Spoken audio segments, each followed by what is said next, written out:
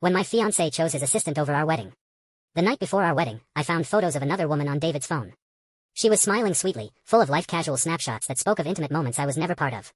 Instead of suffering in silence, I shoved the phone in front of his face and demanded an explanation. David spent the entire night chain-smoking in the living room. At dawn, he walked into our bedroom and said, "I admit I have feelings for her. But that's all it is. After 10 years together. I wasn't about to throw away our relationship over some photos. Not when we were so close to the finish line." I put on my wedding dress and let the ceremony proceed as planned. Then his assistant burst through the doors mid-ceremony, shouting, "Dr. Richards." Claire found out about the wedding. She tried to kill herself. The diamond ring froze mid-air, then clattered to the floor. David bolted toward the exit like lightning. Eyes burning with tears, I screamed after him, "If you walk out that door, we're done forever." He paused for just a moment, then left our wedding without looking back. Chapter 1. Staring at the hundreds of photos on his phone, my heart seized with pain. No intimate couple shots. Just candid moments, her eyes sparkling as she worked intently. Her pouting playfully during lunch breaks. Her throwing her head back in pure joy after getting a bonus. All captured spontaneously, like precious memories. And several posed selfies where she was clearly flirting with the camera. In the past, I would have stormed up to David and smashed that phone against his face before walking out. With my dignity intact. But tomorrow we were supposed to complete our 10-year journey to the altar. We'd already notified everyone, booked the venue, sent out invitations. Happiness was literally within reach. And I discovered this betrayal at the worst possible moment. I couldn't face it. I forced back my tears and took a deep breath. I decided to confront him, demand an explanation. David was brilliant. At barely 30, he'd already become lead researcher at the National Defense Research Institute's Missile Division. After 10 years together, I knew who he was. At his core. When I laid out the photos in front of him, his reaction wasn't surprising. He probably never intended to hide it from me anyway. Through that endless 8-hour night, he chain-smoked 2 packs in the living room while I stared at the stars from our bedroom window. The next morning, before the makeup artist arrived, he came to me with his confession. Her name is Claire. She's my research assistant. I won't lie to you, I developed feelings for her. My heart, suspended in hope, crashed down. Then David continued. But Emma, what we have took 10 years to build. I'll transfer her to another team. I promise this will never happen again. His voice was earnest, pleading. In 10 years, he'd never broken a promise to me. I couldn't bear to throw away a decade of love, this connection that felt woven into my very bones. So I chose to forgive him. Until the wedding ceremony, when the officiant asked that sacred question, "Do you, David Richards, take Emma to be your lawfully wedded wife, to love and cherish her for the rest of your life?" My heart hammered against my ribs. As I waited for him to seal our love story with the perfect ending. Instead, his assistant's words made him drop that diamond ring onto the cold marble floor. Everyone watched him sprint out of our wedding. Abandoning me. His promise shattered. Chapter 2. The wedding exploded into chaos. Both sets of parents had no idea what was happening. Assistant Kevin's eyes darted nervously as he stammered explanations. Dr. Richards had a team member with a medical emergency. She has critical research data with her, just went to check on the situation. He'll be right back. Kevin had worked under David for 8 years. All this time, he'd been respectful to me, calling me Mrs. Richards with genuine warmth. But now he couldn't even meet my eyes. I had no idea how much he'd helped David hide from me, or what exactly was going on with this Claire woman. The pain spread through my chest like poison. I could feel David's betrayal in my bones. My parents gripped my hands, frantic with worry. This is outrageous. What kind of emergency is more important than your own wedding? How could he just abandon Emma like this? David's parents were mortified. Alternating between phone calls and trying to comfort me. Emma, sweetie, don't worry. I'm going to drag that boy back here to apologize properly. I clutched the diamond ring so tight it cut into my palm, leaving bloody indentations. For 3 solid hours, David ignored every call we made. He'd run off to save that woman, leaving me to face the shocked stares and whispered gossip of 200 wedding guests alone. The stress overwhelmed me, collapsed. When I woke up, the doctor smiled gently. "Congratulations, you're pregnant. But please try to stay calm, stress isn't good for the baby." My stomach dropped as I saw the excited faces of both sets of parents. I forced out a bitter, broken smile as tears blurred my vision. How could I explain that our 10-year love story had just suffered its first irreparable crack? David finally showed up looking pale and guilt-ridden. After our parents left the hospital room, we sat in heavy silence. He took my cold hands in his, voice hoarse with emotion. "Emma, in 10 years I've never asked you for anything. Our relationship has been solid. But this once, please don't tell anyone. What happened? Claire doesn't deserve to have her reputation destroyed. Can you do that for me?" His pleading eyes made my heart twist into knots. He shouldn't have been asking me for favors, she should have been apologizing. But his first instinct revealed everything. He hadn't thought about how humiliating this was for me, or why I'd ended up in the hospital. His first words were about Claire. Tears poured down my cheeks, soaking the hospital sheets. I choked out a single word, "Fine." Relief flooded his face as he continued. "Claire found out about our wedding and had an emotional breakdown. I need to stay at the hospital to support her for a while. Maybe we could postpone our wedding?" Just 6 months, then we'll do this properly. 6 months. I'd already waited 10 years. What was 6 more months? But deep down, I knew this wasn't about timing, this was about his heart changing. I could handle that truth. The crushing weight in my chest felt like it was burning through my organs, while new life grew in my womb. I thought about those photos for hours, that girl's radiant smile, and the tender way David looked at his phone when viewing them. The suffocating feeling slowly faded. Suddenly, I didn't want to wait anymore. I pulled my hands free and spoke softly. David. I've never been particularly smart. I started loving you when I was 18, 10 whole years. I remember how nervous you were during your first confession, hands shaking so badly you could barely speak. It was adorable and heart-melting at the same time. I remember when I agreed to be your girlfriend, you cried from pure joy. That was my first taste of love beyond family. All these years, you've bought me everything I wanted, kept every promise you made, followed through on every commitment. For 10 years, I believed you loved me to your very core. My voice broke as tears streamed down my face. But today, I realize, you don't love me anymore. 3 words that destroyed everything. 10 years of beautiful memories crumbled around us. David's eyes filled with tears. But Emma, she needs me right now. 1 word, needs, and I understood everything. I didn't try to stop him when he left the hospital room. Chapter 3. The next day, as I was preparing to check out, I spotted David in the corridor. He hadn't seen me. His entire attention was focused on supporting the woman in his arms. She was tall and slender, with an innocent face and large, doe-like eyes. So this was Claire. The woman who'd slit her wrists over David, causing my usually composed fiancé to lose his mind at our wedding. Maybe I stared too long, because she noticed me. Her face went pale as she pressed closer to David, gripping his arm tightly. David saw me then. He walked over with obvious irritation. Emma, Claire's still fragile. If you have something to say, let's discuss it at home. Don't make a scene here and embarrass her. The Claire in his arms looked even more terrified, as if I were some kind of monster. Emma. Dr. Richards and I are just colleagues. Please don't misunderstand. I tightened my grip on my medical paperwork and smiled coldly. You're both mistaken. I'm just here to pay my bill. David studied me suspiciously, his anger deflating slightly. As I brushed past them toward the billing counter, David texted me. Emma, don't be angry. I was just stressed earlier. I bought you a gift, please accept it. A delivery driver brought me a cake. I'd always been high maintenance, loving romantic gestures. Whenever David upset me, he'd send a Disney castle cake to smooth things over. I'd eaten those cakes for 10 years, honestly getting sick of them ages ago. But David was so busy with his research, working late into the night. I didn't want to burden him with my complaints. So I always pretended to be delighted. Now I finally didn't have to pretend anymore. I gave the cake to the neighbor's kids and texted David back. 10 years is a long time. Like you, even the best cake gets old eventually. David understood my implications and sent an apology. You're right. Tomorrow I'll personally pick out something special for you. That night, David didn't come home. Untangling yourself from a 10-year relationship isn't easy. I couldn't sleep, so I started packing my belongings. As I sorted through our shared life, memories flooded back. After graduation, David had just joined the Research Institute, working insane hours. A year later, he handed me a 10-year contract and a check for $500,000. Emma, I'm giving you a home. I keep my promises. The young man in my memory was sincere and brave. When he loved me, his passion burned brighter than the rising sun.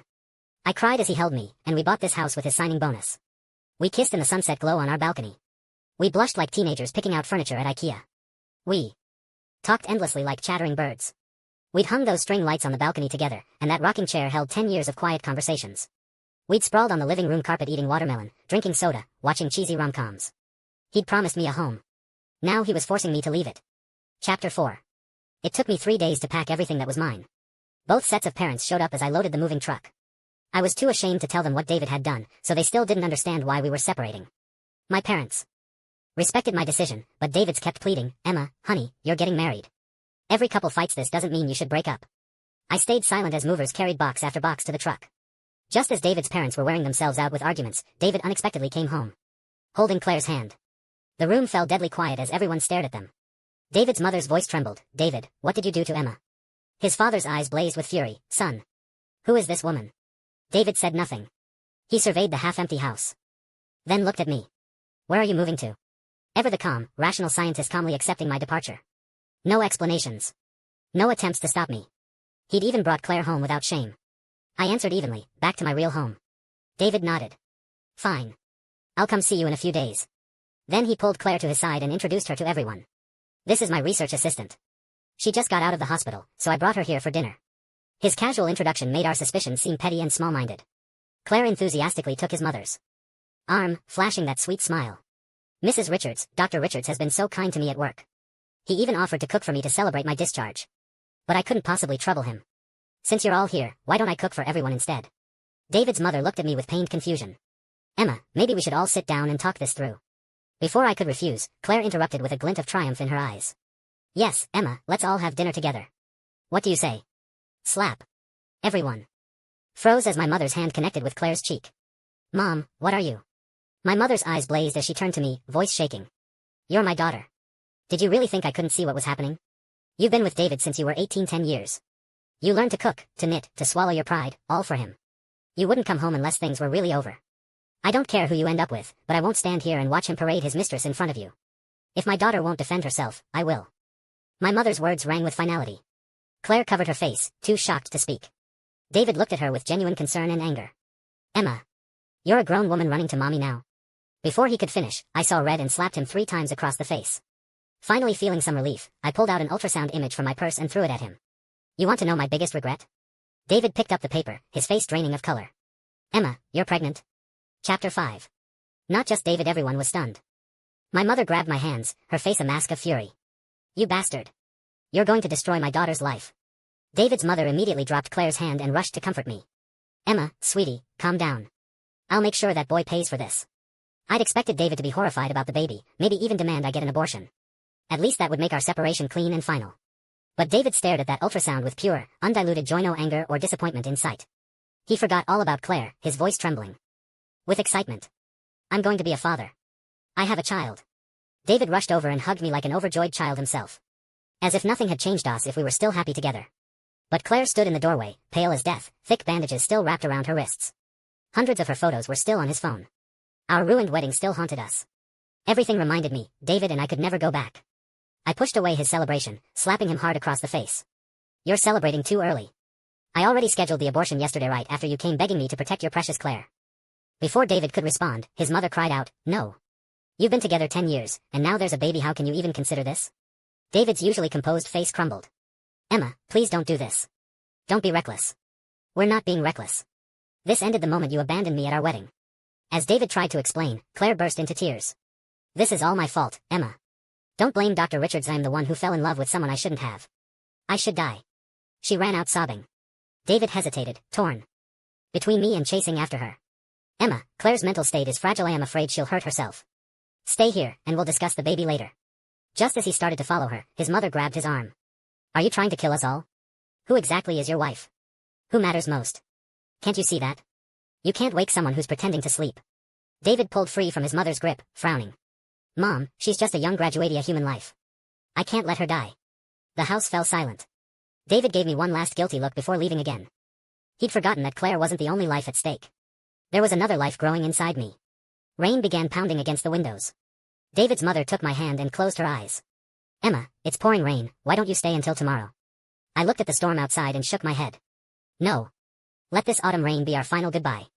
That night I moved back in with my parents. David spent the entire night kneeling in the rain outside our house. He didn't move for 8 hours straight.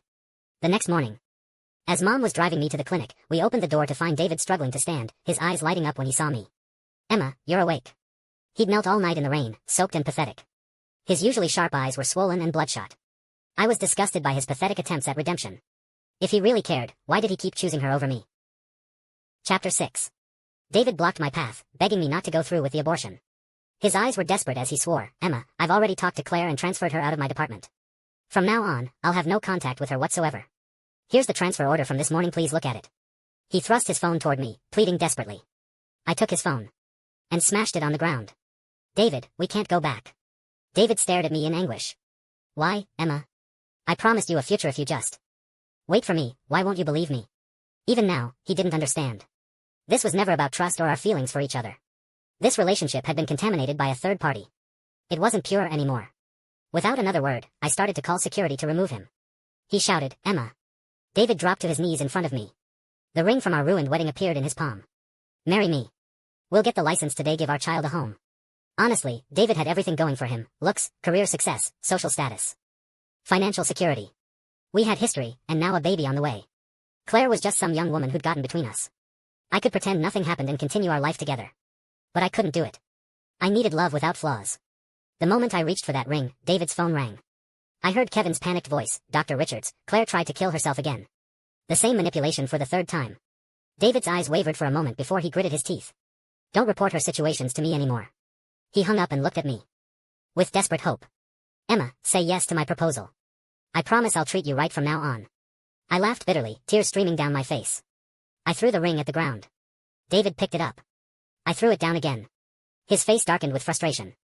I said quietly. Some things don't get second chances. You betrayed 10 years of love. I hope you die alone. David, I am done with you.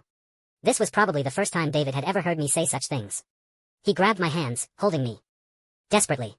Emma, please don't kill our baby. We've wanted this for so many years, how can you bear to destroy it? This baby is proof of our love, please don't be so cruel. His words brought back memories. All those years wandering through shopping malls, always lingering in the baby sections. Imagining our future family life. Holding tiny pink outfits and laughing together. Excitedly learning about baby products side by side. We'd wanted this little life for so long. We'd been so happy on the path to that future. But David no longer deserved it. The day of the procedure, I touched my belly and apologized to our unborn child. My eyes burned with tears. Baby, I'm sorry. Mommy can't gamble with your future. Chapter 7. News of my abortion reached David's supervisors. Investigation officials called me, pleading for me to give him another chance. I was in a taxi heading to the airport when I answered. I already terminated the pregnancy. I refused to bring a child into a home where the father can't be faithful. After a long silence, they hung up. I removed my SIM card and walked into the airport without looking back. David somehow found out where I was going and came to stop me. This time, he brought a handmade forgiveness card I'd given him 10 years ago as a lovesick teenager. Emma, you promised that as long as I still had this card, you'd forgive me once. I've treasured it all these years, terrified that someday I'd need it and it would be too late. His voice cracked. Emma, we've loved each other for 10 years. I want to walk the rest of my life with you. Please. Don't leave. After loving someone for a decade, it's impossible to feel nothing. I struggled with my resolve as I walked away from the security checkpoint. Maybe I wasn't ready to let go of David yet. But I had faith that no one is indispensable. Time heals all wounds. Someday, we'd become strangers who once knew each other intimately. 5 years passed in a blur. My career flourished during the time I built my own fashion brand from scratch. I heard updates about David occasionally. At first, my parents shielded me from news about him, worried it would hurt. Later, seeing I'd moved on, they told me what happened at the research institute. The day I left, Claire had protested David's decision to transfer her. She came crying to him, but he coldly rejected her. The incident caused a major scene at the office. Rumors spread throughout the research facility. Claire faced daily gossip and judgment, making her life increasingly difficult. Eventually, she snapped. She accused David of sexual harassment, claiming he'd been secretly photographing her and making unwanted advances. She caused a huge scene at the institute, sobbing that David had transferred her because she'd rejected his advances. Anyone with eyes could see Claire was making trouble. But security footage did show David constantly pointing his phone at her. Everyone knew about David's relationship with me. From the outside, his behavior looked like workplace harassment. David was demoted. Claire was transferred back. They continued working in the same lab. David already had feelings for Claire, and she kept apologizing and confessing her feelings. One thing led to another. They got together in my first year abroad. Initially, this didn't seem worth mentioning. Me parents didn't want to upset me. Everyone says men are naturally unfaithful. From the day I left, I'd expected this outcome. I just hadn't expected it to be Claire specifically. But what none of us anticipated was that this marked the beginning of David's downfall. Chapter 8. 6 months after David and Claire married, Claire completely changed. Gone was her sweet, gentle demeanor. She became demanding and volatile. Whenever David did anything that displeased her, she'd throw tantrums. First at home. When David started working late to avoid going home, she brought her drama to his workplace. David's work required intense focus and concentration. I'd never interrupted him during work hours, but Claire was different. To assert her importance in his life, she demanded instant responses to texts and calls, expecting him home immediately after work. To prevent her workplace scenes, David sacrificed his research, risking further demotions to spend time with her. About a year later, Claire got pregnant. Pregnancy made her even more demanding and arrogant. David was constantly forced to leave work mid-project to attend to her needs. Soon, he was demoted from lead researcher to regular research assistant for failing to meet his obligations. My parents had friends at the institute who told them David begged Claire to give him space. Not long after, Claire showed up at his workplace, heavily pregnant and screaming. Their fight centered on how he'd pursued her first but was now neglecting her after marriage. David accused Claire of suffocating him. Claire accused David of being inconsiderate. During their argument, David accidentally knocked over a laboratory beaker. Glass shattered, with shards scattering near Claire's feet. She didn't notice and stepped forward. Sharp glass pierced her foot, making her lose balance and fall. The glass cut her lower body, causing severe bleeding. David panicked, but it was too late to get her to a hospital. Claire miscarried on the spot and suffered permanent damage. She could never have children again. By their second year of marriage, they'd become the institute's most notorious fighting couple. Everyone avoided them. When my parents told me this story, I felt oddly detached. The man I'd loved for 10 years had reached exactly the fate I'd predicted. He would never find happiness. The day I returned to the States, David somehow learned of my arrival. As I exited the plane, I saw him standing in the crowd with roses, his eyes locked on me. 5 years had aged him dramatically. I spotted my parents in the crowd and smiled, walking toward them. David intercepted us, holding out the roses with an awkward smile. "Emma, congratulations on coming home." I nodded politely and pushed the flowers away. "Thank you, but I can't accept these." My current situation made it inappropriate to receive flowers from him. His situation made it inappropriate to give them. David's face fell as he forced another smile. "I know you haven't forgiven me. Emma, I've wanted to apologize properly for 3 years." I frowned. "David, if you truly cared about me, you wouldn't be here with flowers. Have you forgotten you're a married man? Claire isn't someone to mess with. I don't want any part of your drama." Speak of the devil. Claire appeared around the corner, her eyes poisonous with hatred as she stared at me. The innocent young woman was Ganesh become just another bitter, resentful wife. She ran up to David and slapped him across the face, breaking down in tears. "I knew. You couldn't forget her. 3 years I've tried. Why won't you even look at me? Is she so perfect that you rush to the airport the moment she returns? Have you forgotten you're married to me? You'll never have her back." David looked embarrassed and disgusted. He roughly shoved her to the ground. "Enough. How long are you going to keep this up? I'm just saying hello to an old friend. There's nothing else to it. Why do you have to control every aspect of my life?" Claire's tears seemed more genuine than any I'd seen before. Each drop fell like a string of pearls. She trembled as she spoke. "Old friend? The ex-girlfriend whose name you still call out in your sleep? David, if you really loved her, why did you ever get involved with me? If you truly loved me, why are you here to see her today?" David had no answer, standing frozen with clenched fists. I had to admit Claire was right. Love means not being interested in anyone else. A familiar voice called from behind me. "Honey, are these your parents? Mommy? Grandpa? Grandma?" My daughter jumped into my arms. My husband Marcus looked at me adoringly, holding up a KFC bag. "The fries, burger, and mashed potatoes you wanted." Claire stared at our family of 3 and laughed hysterically at David. "This is the woman you've pined for. She has a husband and child while you've been pathetically waiting." David's face went white as he stared at me. "You got married?" I nodded. Marcus and I had met at Milan Art Institute. He was my senior. We bonded over our artwork, admired each other's talent, and became close when we defended each other at gallery exhibitions. We started dating in our 2nd year together, married 6 months later, and had Sophie. David's voice was hoarse. "Why didn't you ever post about it online?" I suddenly remembered that when I'd blocked David, I'd forgotten about his secondary account.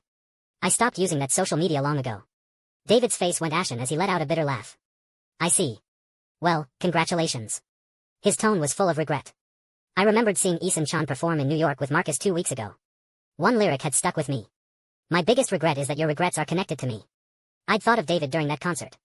I'd known for a long time that attraction is temporary, but commitment is forever. I'd predicted David's ending, so I wasn't surprised. When my parents told me what happened, I knew we had a past. But we could never have a future. Chapter 9. That day, our family of 5 left the airport laughing together.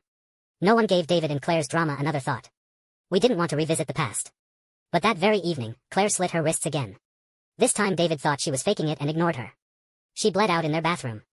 A coworker found her body the next morning when Claire didn't show up to work. After calling police, the coworker went straight to the research institute and slapped David hard across the face. "Didn't you know she was mentally unstable? She tried to kill herself over you before you were even together. Now she's actually dead because of you. Are you happy? If you don't love someone, at least don't destroy them." The coworker made a huge scene before storming off. Word spread throughout the research facility. David's wife had committed suicide. Everyone avoided him like the plague. The incident created negative publicity. Management decided to fire David entirely. David's parents cried themselves sick, becoming the talk of their social circle. When my parents told me, I sat in silence for a long time. Every action has consequences. David should have seen this coming from the day he betrayed me. Betrayers go to hell. I didn't dwell on his fate. I bought theme park tickets for Sophie. Tomorrow, our family of 5 was going to ride the carousel. Epilogue, David's perspective. When I learned Emma was pregnant, my emotions were complicated. I was excited about becoming a father, but another woman's image kept haunting my thoughts. I'll admit its 7-year itch was real. I'd lost that unwavering love I once felt for Emma. I'd developed feelings for someone else. But when Emma said she wanted an abortion, I suddenly felt my life spiraling out of control. I knelt in the rain outside her parents' house all night, but couldn't change her mind. Looking back, I think Emma was too smart not to realize my love had become impure. When she went through with the abortion, I felt secretly relieved. 10 years of intense love had become suffocating. I thought I could finally breathe, that Emma would come back eventually. She'd always loved me. But I hadn't expected that. My moment of freedom would unleash an obsession with Claire I couldn't control. Human desire comes in 2 forms, greed and resentment. I was greedy for Claire, wanting both Emma's devotion and Claire's fresh excitement. I got what I wanted. It was incredible. I was completely intoxicated. But I also resented Emma for walking away so easily, without any apparent regret. So I married Claire out of spite. I wanted Emma to suffer, to regret losing me. I wanted her to live with that regret forever. Time flew by, and my life with Claire became routine. I found her increasingly boring and demanding. I started avoiding home. She became argumentative, anxious, hysterical. I responded with cold indifference. Then she got pregnant. I was somewhat happy after all. This would be my second child. I hoped this one would survive. I was growing lonelier, feeling like no one understood me anymore. I wanted a little life to keep me company again. But just as I was anticipating the baby's arrival, Claire found me looking at Emma's photos. She stormed into my lab. We had a massive fight, and she miscarried. The doctor said she'd damaged her uterus and could never have children again. Claire became anxious and paranoid, constantly crying, terrified I'd abandon her. I didn't comfort her because she was right. I was planning to leave her the moment Emma returned. She was just a temporary physical attraction. Emma was my soulmate. I waited impatiently for 3 years. Finally, Emma came home. The moment she walked out of that airport, my heart soared. She'd become even more beautiful. My eyes burned with longing as I prepared to deliver the speech I'd rehearsed for years. But her response was cold indifference. Even Emma's coldness was beautiful. I wasn't worried. I was confident I could win her back. But then Claire ruined everything again. I angrily pushed her to the ground, silently promising to divorce her as soon as possible. That's when another man appeared behind Emma. Emma introduced him as her husband. They had a daughter together. Watching that little girl, I was consumed with regret. If I'd fought harder to prevent Emma's abortion, would we have had a different ending? If I'd never developed feelings for Claire, could Emma and I have loved each other forever? I was drowning in regret and pain. When Claire asked if I was sorry, I said yes. I told her I wished she were dead.